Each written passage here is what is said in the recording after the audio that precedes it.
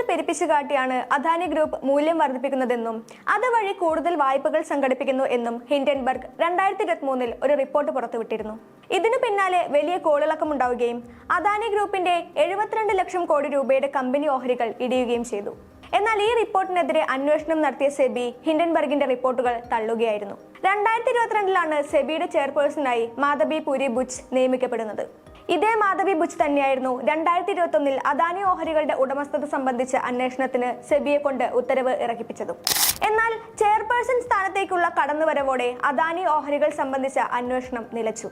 ഇതിനു പിന്നാലെ സെബി ചെയർപേഴ്സണെതിരെയും ഹിൻഡൻബർഗ് പുതിയ റിപ്പോർട്ട് പുറത്തുവിട്ടിരിക്കുകയാണ്. സെബി മേധാവി മാധബി പുരി ബുച്ചിനെതിരെ ഹിൻഡൻബർഗ് 10ഓളം ആരോപണങ്ങളാണ് ഉന്നയിച്ചിട്ടുള്ളത്.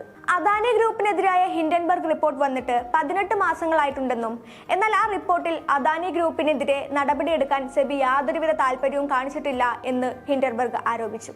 വെൽത്ത് മാനേജ്മെന്റ് കമ്പനിയായ ഇന്ത്യ ഇൻഫോലൈൻ ലിമിറ്റഡ് മുഖേന മൗറീഷ്യസിൽ അദാനി ഗ്രൂപ്പ് ഒരു ഓഫ്ഷോർ ഫണ്ടിനായി ഒരു ഷെൽ കമ്പനി സ്ഥാപിച്ചിട്ടുണ്ട്.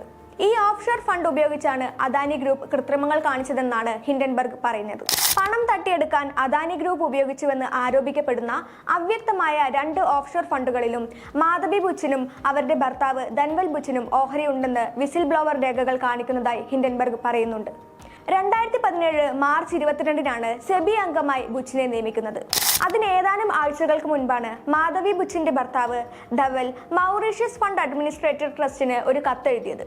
ഗ്ലോബൽ ഡൈനാമിക് ഓപ്പർച്യൂണിറ്റീസ് ഫണ്ടിന്റെ അക്കൗണ്ടുകൾ പ്രവർത്തിപ്പിക്കാൻ അധികാരമുള്ള ഏക വ്യക്തിയായി തന്നെ നിയമിക്കണം എന്ന് ആവശ്യപ്പെട്ട കത്തായിരുന്നു അത്.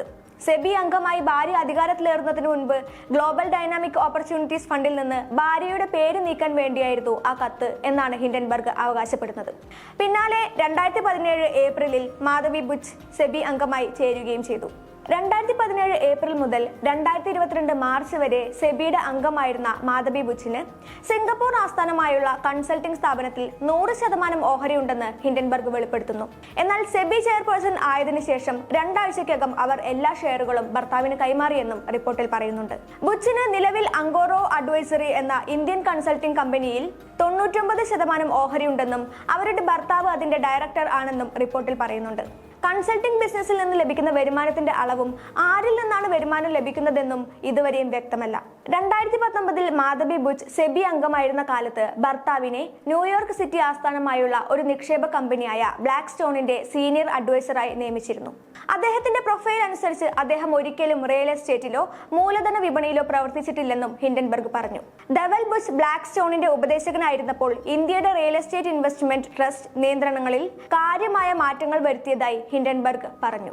2019 ഏപ്രിലിൽ ഇന്ത്യയിലെ ആദ്യത്തെ റീറ്റ് എന്ന നിലയിൽ ബ്ലാക്ക് സ്റ്റോണിന് അംഗീകാരം നൽകുകയും ചെയ്തിരുന്നു.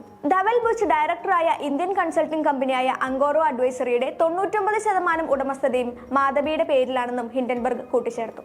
2022 ഈ സ്ഥാപനം $2,61,000 വരുമാനം നേടിയെന്നും ഹിൻഡൻബർഗ് റിപ്പോർട്ടിൽ പറയുന്നുണ്ട്. അതായത് സെബിയിൽ മാധബിക്ക് ലഭിക്കുന്ന ശമ്പളത്തിന്റെ 4.4 മടങ്ങ് വരുമാനം.